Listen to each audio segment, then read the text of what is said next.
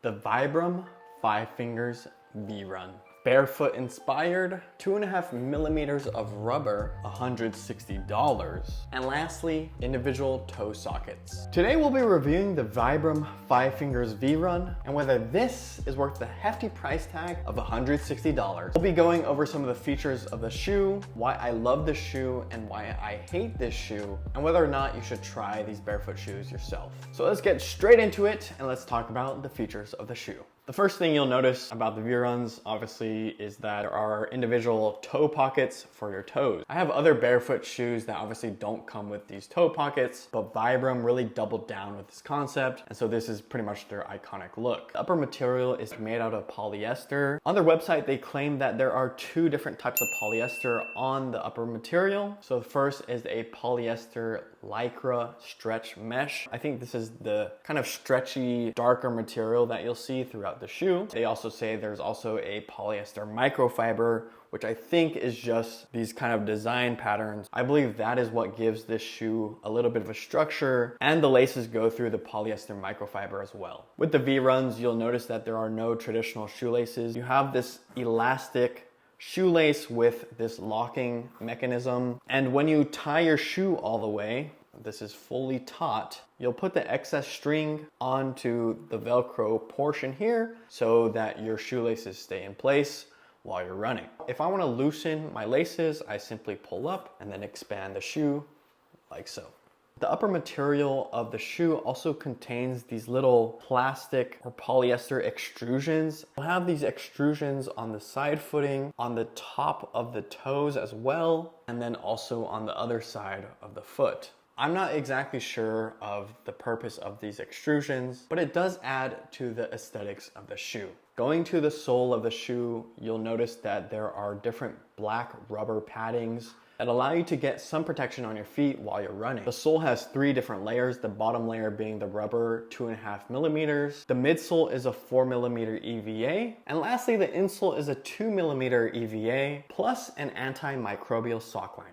So now that I've talked about some of the features of the shoe, let's talk about the pros of why I recommend the Vibram V-Runs. So the first reason why I love these shoes is that they're actually really comfortable, way more comfortable than I expected. Since the upper portion of the shoe is made out of polyester, it's extremely flexible and breathable. I think honestly it's so breathable because of the fact that there are so many holes in the shoe. It honestly feels like you're wearing a breathable sock. I haven't tested these shoes in summer yet because I've gotten these pretty recently, but every time I've ran or went on a hike, my foot hasn't sweat in these at all. This might just be the fact that I've tested these only in winter, and the winter in California here has been decently cold, so these shoes haven't really gone through a proper sweat test. Another positive thing about how comfortable it is that the upper material doesn't actually rub my foot, and that's pretty surprising as my foot is decently hairy, and when I wear these I don't wear any socks at all. So going into the sole of these, it feels like my foot is pretty stable at all times and the padding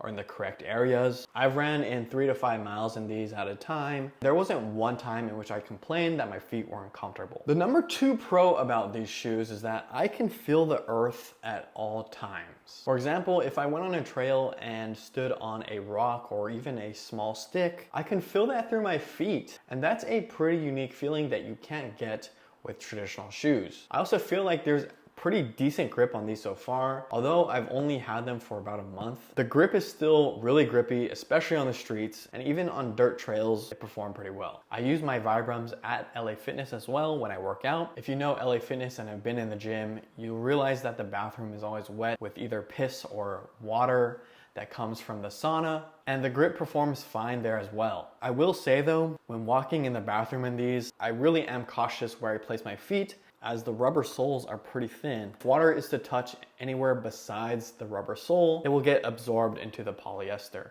The second reason I like these is because of the fact that these are actually pretty good looking. Obviously, they are still barefoot shoes and they're not entirely receptive to the mainstream consumer, but I think they look pretty good overall, especially at a top-down angle. I will caveat that I think they look best with shorts and they look a little bit off-putting with long pants, but either way, I think they're decent looking, especially because I have other barefoot shoes in my wardrobe, and I still think that these look better than the ones that are trying to look like normal shoes. The fourth reason I love my Vibrams is that I no longer have shin splints when running. Usually when I was running with other traditional shoes, I got shin splints maybe after 2 miles of running, but with these shoes, I do not get any shin splints at all, and that is a blessing.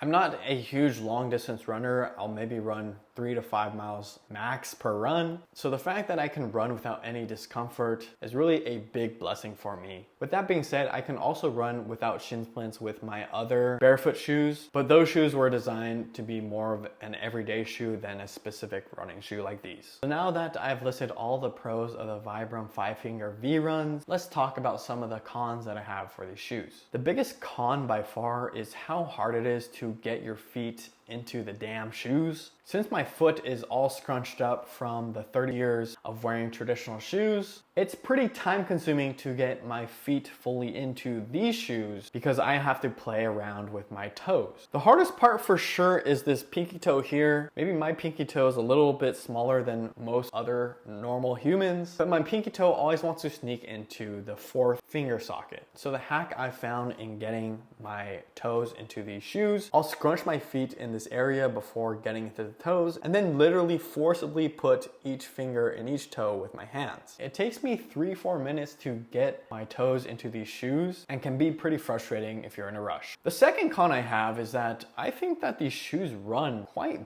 big. So for some context, Vibram only allows you to order shoes in EU sizes. They do have a size chart on their website, and I'm normally a 9.5 US. And so when selecting the shoes on Vibram's website, I had the option to choose a 42 or a 43. I conservatively went with the smaller EU size at 42, but even with that, I still think these shoes run a tad big. If I move my toes all the way up near the top of the shoes, I have maybe an inch of extra material on the back, and that's not really good. I could exchange it, but I'm probably not going to because it's such an hassle, and it's not the end of the world for me, but that's just something to note when you do try these on. Maybe try to find a place to try these on person first, but I definitely think this runs big. And there are actually some comments on the V-Run product page that validate my concerns. The third big con of Vibrams, there are some portions of the shoe that irritate your foot a little bit. Let me explain. When running, I noticed that there was a little bit of annoyance with the heel of the shoe. The heel strap at the back of the shoe was either manufactured or designed poorly, as there's some fabric that starts to rub on your heel. And although I don't do crazy runs, again, just 2 to 3 miles at a time, I can see that this can get really irritating for those that do long distance runs. For some long distance runners, this may cause some major irritation or even some bleeding. For every gripe I had, I wanted to just make sure I was sane and check the comments to see if other people experienced the same thing as me.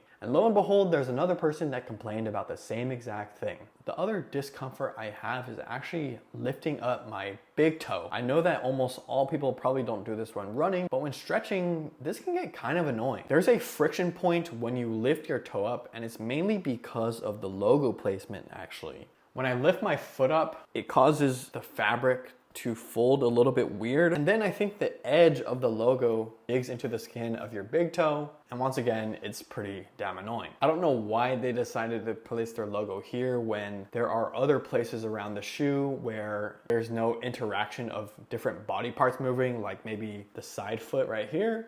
But just be forewarned when stretching that you might feel a little bit of discomfort in your toe. Overall, I think the Vibram Five Fingers V-Run is an amazing buy, even with some of those cons. I think everybody should try barefoot shoes once in their lifetime. I decided to actually go to barefoot shoes because I got injured last year, and I hypothesized that shoes were actually a contributor in my injury, and so I made a personal promise to stop wearing traditional shoes. But yeah, I definitely love these so far. I've only had these for a month. So far they've been great, but maybe in 6 months, I can give you a more in-depth review. I would really appreciate if you just thumbs up this video. It really means a lot to me. Thanks for watching. I'll see you in the next review, and we'll talk to you soon.